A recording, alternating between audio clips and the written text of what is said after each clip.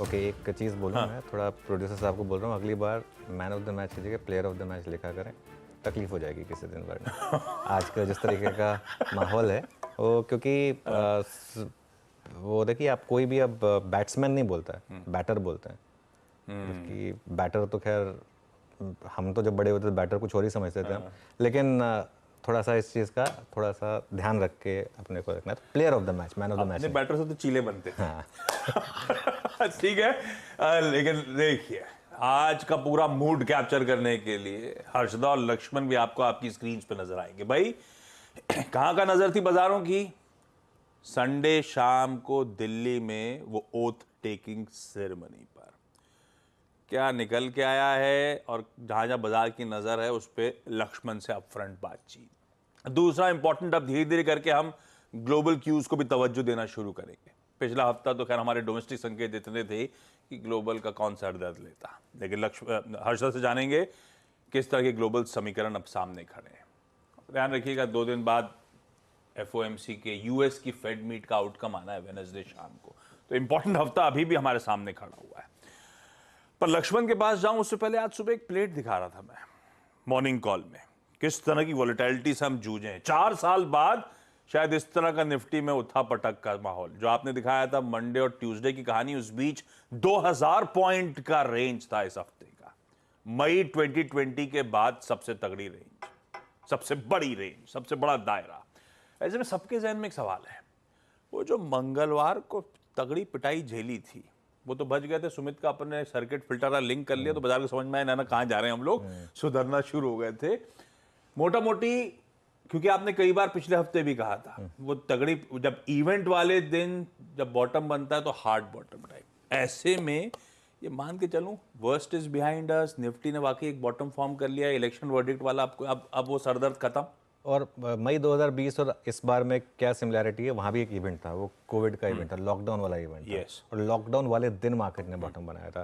देखिए, एक चीज़ मैं कहूँगा, एक बार वो वापस थोड़ी वो फुटेज दिखा दीजिए जो चल रही है, जो कैबिनेट कल स्वेरिंग इन हुई उसकी। क्योंकि मैं यहाँ पर आज एक लाइन ले रहा हूँ आशीष, देखिए, कैबिनेट का पोर्टफोलियो क्या होगा ये बड़ा सवाल नहीं है, आपका पोर्टफोलियो क्या होगा ये बड़ा सवाल है। और अब कैबिनेट का पोर्टफोलियो तो आज डिसाइड हो जाएगा, अपने पोर्टफोलियो पर मेहनत करिए अब, और अपने पोर्टफोलियो पर ध्यान दीजिए। यहाँ से मैं एक लाइन ले रहा हूँ इस चैनल पर कि अब इंडिया में ट्रेडर नहीं, अब आप इन्वेस्टर बनिए। ठीक है, ट्रेडिंग करनी है, थोड़ी बहुत कैपिटल ट्रेडिंग के लिए होनी चाहिए, लेकिन ट्रेडर मत बनिए, इन्वेस्टर बनिए। क्यों?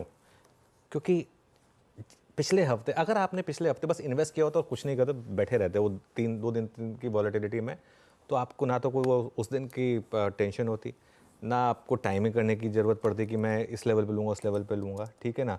और बड़ा पैसा किसने बनाया? जिसने ना तो सिर्फ उस दिन बेचा पैनिक वाले दिन, बिल्कुल उल्टा उस दिन और बाय किया, ठीक है। तो यहाँ से आप फोकस करिए वेल्थ क्रिएशन पर, क्योंकि अब मोदी 3.0 जो आ रहा है, उससे जो पिछले 10 साल का जो पेस है रिफॉर्म का, वो कंटिन्यू करेगा। इसके लिए मैं ये मानता हूँ कि यहाँ से 90% आपका जो भी इन्वेस्टिंग कैपिटल है, इन्वेस्टिंग प्लस ट्रेडिंग कैपिटल, 90% वो अब आपका होना चाहिए स्ट्रिक्टली लॉन्ग टर्म इन्वेस्टमेंट में। अब उसको आप चाहे पीएमएस को दे दें, उसको आप चाहे म्यूचुअल फंड को दे दें, उसको अगर आप चाहें तो अपना खुद का एक पोर्टफोलियो बनाएं, भले ही किसी से एडवाइस लेकर करें या कैसे भी करें, लेकिन लॉन्ग टर्म सोचें, ठीक है ना। इस मार्केट में ट्रेडिंग करनी है ना, अपनी कैपिटल का 10% हिस्सा अब ट्रेडिंग में रख लें, और 10% हिस्से को भी 5 अलग अलग हिस्सों में बांट लें 2-2% के। अगर तो पाँचों खत्म हो गए तो मतलब ट्रेडिंग आपके लिए है ही नहीं, पहली बात। अगर नहीं हुए तो फिर वो उसी से ट्रेडिंग करें, और उसमें भी जो पैसा बने ना उसको फिर वापस लॉन्ग टर्म इन्वेस्टिंग में डालें। 2, 3, 4, 5, 6 एक नंबर है, और मैं उस नंबर की बात ज़्यादा करूँगा भी नहीं, ठीक है ना। 2, 3, 4, 5, 6 जैसे एक नंबर है, यहाँ से आप तैयार रहें 3, 4, 5, 6, 7, 4, 5, 6, 7, 8 के लिए भी।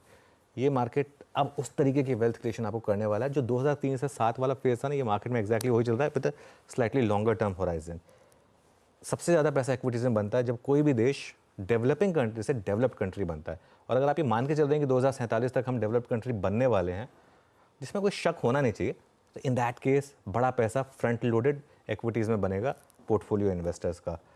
एक चीज़ बिल्कुल क्लियर है यहाँ पर, अब क्योंकि मैं थोड़ी नियर टर्म की बात करना चाहता हूँ, एलाइज का बहुत ज़्यादा प्रेशर नहीं है मार्केट के ऊपर। खासतौर से जो 2 बड़े एलाइज हैं, नायडू साहब और नीतीश साहब, आई थिंक वो अपने स्टेट से खुश हैं कि हमें स्टेट मिल गया। दोनों 1 स्टेट पार्टीज़ हैं, अपने अपने स्टेट चलाएं, सेंटर के साथ कॉर्डियल रिलेशनशिप रहें, इतना काफ़ी है हमें।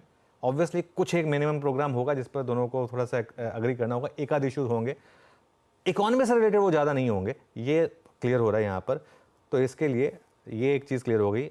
बड़ा सवाल अब यहाँ पर ये है कि आज कौन सा मंत्रालय किसको मिलेगा, और उसके लिए तो हमारे ऑलराउंडर साहब हैं, है ना, उनसे बात करते हैं। लक्ष्मण जी दिल्ली से रेडी, कल शपथ ग्रहण समारोह में अंदर बिजी थे। खैर, मोदी 3.0 इज बैक, और वो जो शपथ ग्रहण समारोह था उसको देख के लग रहा था कि अपने टर्म्स पे लौट के आई है वापस ये सरकार। क्लैरिटी आ गई है, लेकिन एक ही ग्रे एरिया है बाजार के लिए। अब वो जानना है हमें कि मिनिस्ट्रीज में कौन कौन होगा, वो पोर्टफोलियो एलोकेशन पे पैनी नजर। और सुबह चर्चा हो रही थी लक्ष्मण से, शायद कुछ ही देर में वो अपडेट सामने आएंगे, लेकिन लक्ष्मण से जान लिया जाए क्या अपडेट्स हैं, क्योंकि अब दो ही चीजें रह गई, पोर्टफोलियो एलोकेशन और उसके बाद शायद थोड़े दिनों में वो 100 डेज एजेंडा। लक्ष्मण अब आपको पूरी तरह से ग्रिप में रखेंगे, दिल्ली के गलियारों में हो क्या रहा है।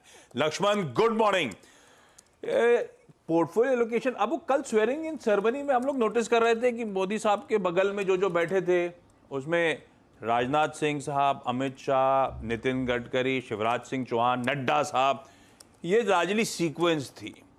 तो बाजार के एज्यूम करके चले जो की प्रोमिनेंट 4 मिनिस्ट्रीज हैं इन्हीं के पास जाने वाली हैं, इनमें से ही जाने वाली है, ऐसा नहीं है। और कब तक पता चलेगा हमको ये?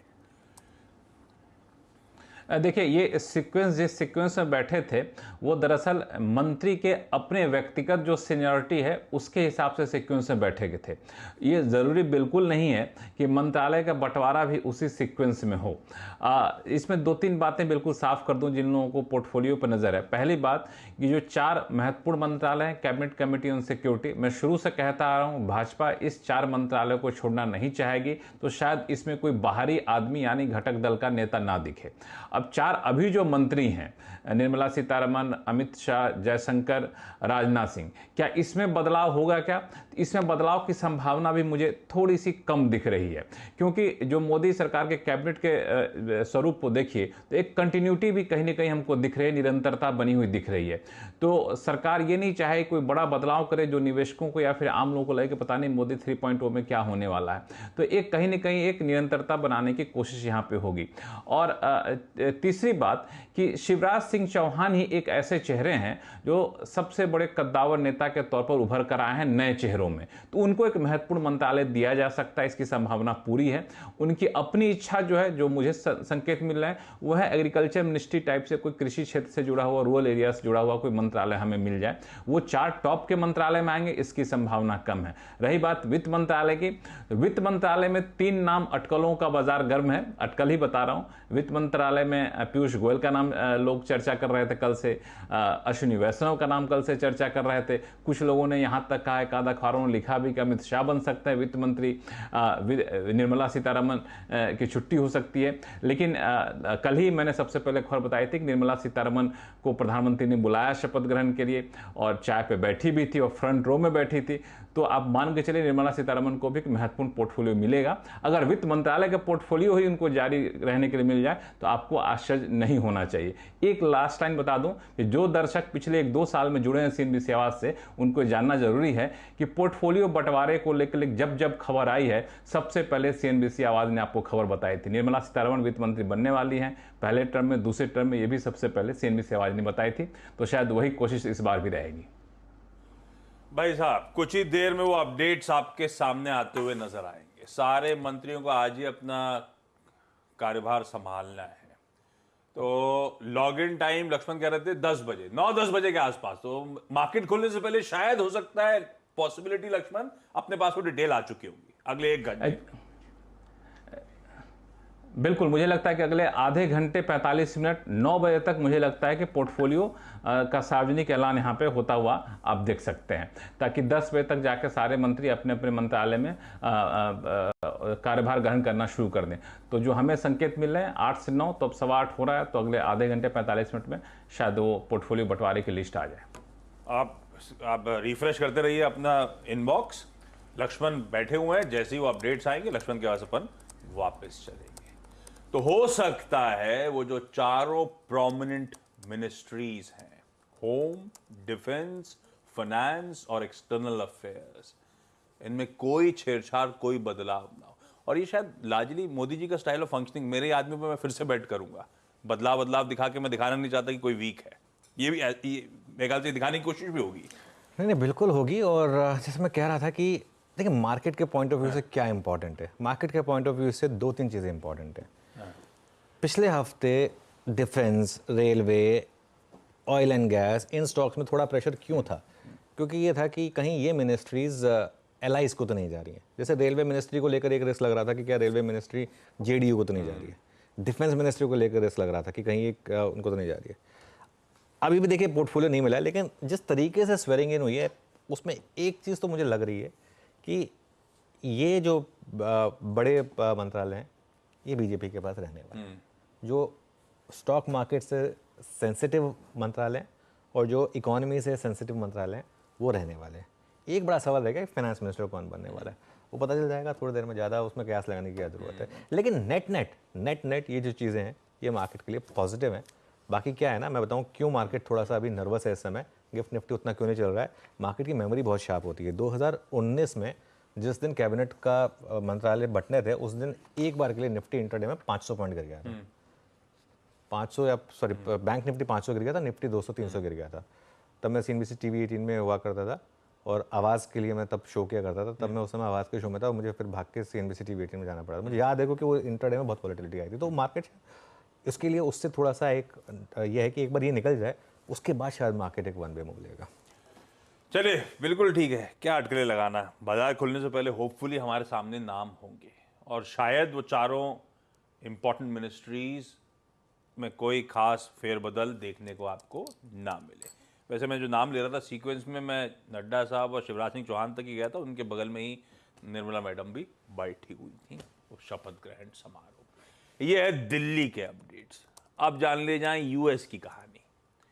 भाई फ्राइडे को यूएस में ठंडा सा सेशन था, 1/4% तक का दबाव था, पर उस मार्केट से भी बहुत अच्छे मूव्स एंजॉय कर रखे और आज सुबह के फ्यूचर्स भी लार्जली फ्लैटिश नोट पे कामकाज करते हुए। हमारे एशियन पीयर्स मिले जुले हैं, कुछ मार्केट्स बंद हैं, जो खुले हुए हैं वो बटे हुए हैं, कुछ लाल में, अच्छे खासे लाल में, कुछ बढ़िया हारे में आपको कामकाज करते हुए नजर आएंगे। ऐसे में हर्षदा से जान लिया जाए दरअसल हमारे लिए आज सुबह के लिए ग्लोबल हैंडओवर है कैसा। Harshada, good morning. Good morning Ashish, good morning Anuj. Basically overnight या फिर ओवर द वीकेंड उस डेटा पॉइंट का पर सभी की नज़रें थी कि यूएस का नॉन फार्म पेरोल डेटा कैसे उभर कर आता है, एम्प्लॉयमेंट के नंबर्स क्या हैं, और वो जो डेटा आया है उसमें से साफ संकेत ये बनके दिखाई दे रहे हैं कि रेट कट्स इतनी आसानी से आने वाले नहीं हैं। तो नॉन फार्म पेरोल करीब 272 के आसपास आता हुआ 2,72,000 के आसपास आया है, जहां पर एक्सपेक्टेशन 1,90,000 की थी, यानी कि अच्छा खासा पिकअप देखने को मिला है। अनएम्प्लॉयमेंट 3.9% के सामने 4% उभर कर आई है। और इसके बाद हमने देखा कि सभी लोग जो ये कयास लगाकर बैठे थे कि शायद सितंबर में दरअसल वो रेट कट का सिलसिला शुरू होगा, उसमें डीले होने के चांसेस ज़्यादा दिख रहे हैं। ट्रेडर्स बेसिकली कह रहे हैं अब सिर्फ 56% चांस है कि सितंबर में रेट कट होता हुआ दिखाई देगा। लेकिन अब सभी की नज़रें इस हफ्ते होने वाली ऑफ कोर्स फेडरल रिजर्व की बैठक पर रहेगी जो 12 जून को आएगी, और साथ ही साथ इनका इन्फ्लेशन डेटा पॉइंट, वहां पर स्टांस क्या रहता है, क्या कमेंट्री रहती है, उस पर मार्केट अपनी अगली चाल खेलता हुआ दिखाई देगा। और इस डेटा पॉइंट के चलते हमने देखा कि इक्विटी मार्केट्स जहां पर अच्छी खासी तेजी बनी हुई थी, कुछ कुछ मुनाफा वसूली के साथ समाप्ति होती हुई दिखाई दी। वैसे ओवर द वीक देखेंगे अच्छा परफॉर्मेंस रहा है अमेरिकी मार्केट्स का, बस वो फ्राइडे का सत्र था जहां पर ऊपरी लेवल से मुनाफा वसूली आई। तो मुनाफा वसूली एनवीडिया जैसे काउंटर्स में, वो सारे मीम स्टॉक्स में आती हुई दिखाई दी। थोड़ा सा कॉशन मार्केट में अब साफ तौर से बन रहा है उस FOMC बैठक से पहले। दूसरी तरफ कमोडिटी मार्केट का भी अगर आप एक्शन ले तो बेस मेटल्स रेडार पर रहेंगे, क्योंकि चाइना की जो कॉपर की इन्वेंट्री है वो 2020 के सबसे हाईएस्ट लेवल पर आती हुई दिखाई दे रही है। सप्लाई अच्छा खासा है तो ये प्राइसेस को नीचे खींच रहा है, और चांदी में भी कुछ कुछ करेक्शन देखने को मिला है। ये कुछ डेटा पॉइंट्स है जिसके चलते आज ऑफ कोर्स ग्लोबल मार्केट्स आप कह सकते हैं थोड़े से न्यूट्रल टू हल्के से नेगेटिव संकेत दे रहे हैं। लेकिन ऑफ कोर्स आज और अगले 2 दिन की यही रहेगा कि अमेरिकी मार्केट से क्या बड़ा क्यों निकल कर आएगा रेट कट के लिहाज से। बिल्कुल ठीक है। और रेट कट तो शायद होगा नहीं, लार्जली फैक्टर्ड इन है, स्टेटस को पॉलिसी होगी, दरों में कोई छेड़छाड़ होगा नहीं, पर वहाँ के प्रेसिडेंट फेड चेयर की कमेंट्री इंपॉर्टेंट होगी। बाजार क्योंकि कंफ्यूज्ड है, इस साल रेट कट होने हैं, पर वो सितंबर में होगा या दिसंबर में होगा उसको लेकर असमंजसता है, शायद उससे रिलेटेड क्लैरिटी कीनली अवेटेड। अब आते हैं जरा अपने सेटअप पे। फ्राइडे बढ़िया सेशन था, अच्छे मूव्स बने, दिन के हाईस पे जाके हमने फ्राइडे का सेशन की समाप्ति करी, 23,300 के बेहद करीब निफ्टी बंद हुआ, तो बढ़िया क्लोज मिला, बढ़िया पिछला हफ्ता था। इतनी सारी चीजें डाइजेस्ट करनी थी, एग्जिट पोल, इलेक्शन वर्डिक्ट, उसके बाद एक डर कि मिलीजुली सरकार कैसी होगी, उन सबको डाइजेस्ट करो और पिछले हफ्ते का मूव दिखाइएगा। 3.25% से ज्यादा वीक ऑन वीक गेन्स के साथ हम उस इंपॉर्टेंट वीक से निकल के आए। ऐसे में पहले सेटअप समझ लेते हैं, उसके बाद हमारी आपकी निफ्टी बैंक की अप्रोच क्या रहेगी। सेटअप कैसा लग रहा है? सेटअप ठीक ठाक है आशीष, बस एक दिक्कत है सेटअप में, एफआईआईज ने बाय किया है फ्राइडे को और डीआईएस ने सेल किया है, तो कहीं ये फिर वही वाला मामला तो नहीं है कि एक बार फिर थोड़ा टॉप पे हमारा डोमेस्टिक इन्वेस्टर थोड़ा हल्का हो रहा है, और रिस्क तो खैर हमेशा रहता है, लेकिन खैर एफआईआईज के बाएंगे और एफआईआई की इंडेक्स और स्टॉक फ्यूचर्स में भी बाएंगे। नॉर्मली उस दिन मार्केट जैसे हम डिस्कस करते हैं, नॉर्मली उसके अगले दिन थोड़ा नहीं चलता है या थोड़ा सा कंसोलिडेट करता है, पॉसिबल है, लेकिन 5,600 करोड़ की इंडेक्स फ्यूचर्स में बाइंग, 4,500 करोड़ की स्टॉक फ्यूचर में buying with in index futures. लेकिन एक चीज़ क्लियर है, एफआईआईज का भरोसा थोड़ा निफ्टी पर ज़्यादा है, और निफ्टी पर ज़्यादा भरोसा होने का रीज़न है क्योंकि वहाँ निफ्टी आईटी चल रहा है, इसके लिए तो निफ्टी फ्यूचर्स में ज़्यादा बाइंग है बजाय कि बैंक निफ्टी के। अगर आप ट्रेंड देखेंगे तो 3-4 दिन से बाइंग हो रही है, बस वो उस एक दिन को छोड़कर जब एफआईआईज ने काफ़ी शॉर्ट क्रिएट करे थे उसके बाद से लगातार बाइंग है। और अगर आप लॉन्ग शॉर्ट भी देखेंगे तो कल लॉन्ग ऐड हुए हैं 64,800 और शॉर्ट कम हुए हैं 29,700। लॉन्ग बिल्डअप नॉर्मली थोड़ा सा नेगेटिव होता है मार्केट के लिए क्योंकि शॉर्ट्स पे रैली आती है, लेकिन खैर अभी भी शॉर्ट हैं हम, काफ़ी शॉर्ट हैं अभी भी, वो टेबल आएगी आपकी स्क्रीन पर, अभी भी करीब करीब 2 लाख शॉर्ट है। पीक पर 3.5 लाख शॉर्ट थे, अब 2 लाख शॉर्ट हैं। पीक पर 12% लॉन्ग थे, अब करीब करीब 30% लॉन्ग है, लेकिन अभी भी स्कोप है और शॉर्ट कवरिंग का थोड़ा सा। मेरे ख्याल से ये नंबर जब 40-45% हो जाएगा तब थोड़ा सा लगेगा कि अब शॉर्ट कवरिंग हो गई जितनी होनी थी। एक दो चीज़ें इंटरेस्टिंग हुई, इतनी बड़ी रैली पर भी इंडिया विक्स 9% ऊपर था, ये इंटरेस्टिंग लगा मुझे एक मामला। और एक पुट कॉल रेशो काफ़ी बढ़ गया, अब 1.15 पर आ गए हम पुट कॉल रेशो में, तो काफ़ी थोड़ा सा हायर हो गए हैं पुट कॉल रेशो में। और बैन में भी स्टॉक आने वापस शुरू हो गए, कल मतलब फ्राइडे को 2 स्टॉक ऐड हो गए, बलरामपुर चीनी और सेल, जी ऑलरेडी बैन में है। सेटअप स्लाइटली ओवरबॉट हो गया है, जो एक्सट्रीमली ओवरसोल्ड था उससे स्लाइटली ओवरबॉट हो गया है सेटअप, थोड़ा सा ओवरबॉट। ऐसे में फिर निफ्टी की रणनीति क्या होगी? पिछला हफ्ता बहुत वोलेटाइल था, रोलर कोस्टर राइड थी, लेकिन अब थोड़ी सी हर फ्रंट पे क्लैरिटी आई है। ऐसे में अब निफ्टी का अप्रोच करेगा, जब सेटअप थोड़ा सा ओवरबॉट है तो निफ्टी पे कुछ सदाबहार आज गिरावट में खरीदारी करने का मन या कुछ और? देखिए पहली चीज़ तो अगर पोर्टफोलियो एलोकेशन ना हो मार्केट खुलने से पहले तो थोड़ा अवॉइड करें, क्योंकि पोर्टफोलियो एलोकेशन अगर मार्केट आवर्स में हो गया तो फिर वही 2019 वाली वॉलेटिलिटी का मुझे बस डर रहता है।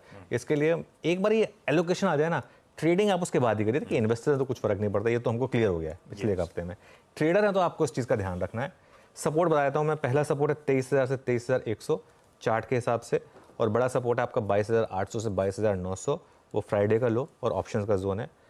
रेजिस्टेंस कहाँ मिलेगी आपको? पहले 23,338 से 23,350 ऑल टाइम हाई, और दूसरा फिर 23,450 से 23,516 ऑप्शन के हिसाब से। इस मार्केट में अभी भी पुट राइटर नदारद हैं और कॉल राइटिंग काफ़ी है, तो इसका मतलब ये है कि ये मार्केट अभी भी चलेगा, गिरेगा नहीं। ये हमेशा उल्टा होता है, ठीक है, हमेशा मतलब जब बड़े मूव आते हैं तो राइटर फंसता है।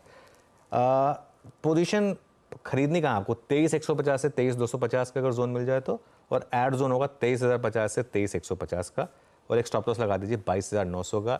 मैं फिर रिपीट कर रहा हूँ, लेकिन ये ट्रेड्स तभी हैं जब पोर्टफोलियो एलोकेशन हो चुका हो, उसके बाद। तब तक थोड़ा अपनी ट्रेडिंग का अगर कुछ चूल हो रहा हो तो उससे थोड़ी सी शांति रखें तो बेटर रहेगा। और देखते हैं ओपनिंग से पहले अपने पास पोर्टफोलियो रिलेटेड डिटेल्स आती हैं नहीं आती, वो आ गई तो उस पर और चर्चा कर लेंगे, तो और एडेड व्यू बन जाएगा बाजार को लेकर। निफ्टी बैंक फिर फ्राइडे को जब निफ्टी 2% ऊपर था, निफ्टी बैंक पे भी 1% के आसपास का अपटिक है। हम ऑलमोस्ट 49,900 के आसपास के जोन्स पर वीकली क्लोज डिलीवर कर पाए। कैसा लग रहा है ये पॉकेट?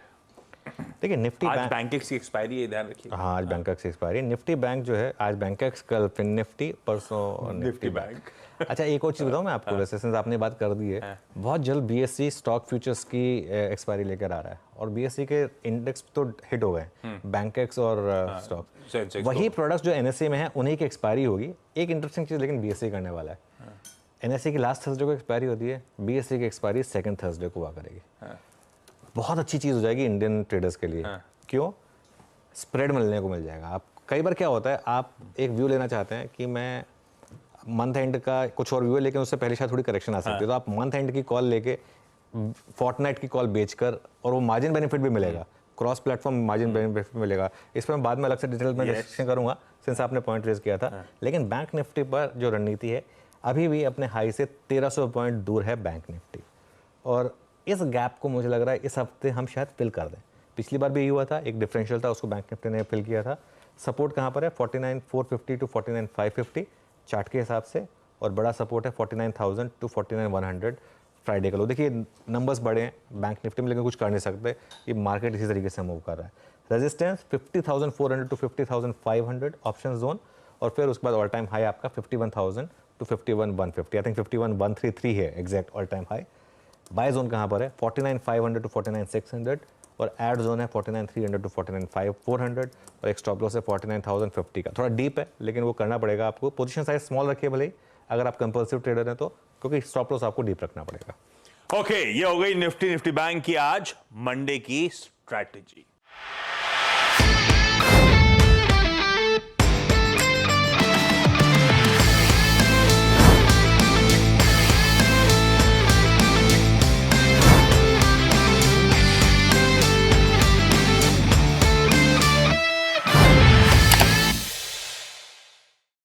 बता दें कि मनी कंट्रोल पर दिए गए विचार एक्सपर्ट्स के अपने निजी विचार होते हैं। वेबसाइट या मैनेजमेंट इसके लिए उत्तरदायी नहीं है। यूजर्स को मनी कंट्रोल की सलाह है कि कोई भी निवेश निर्णय लेने से पहले सर्टिफाइड एक्सपर्ट की सलाह लें।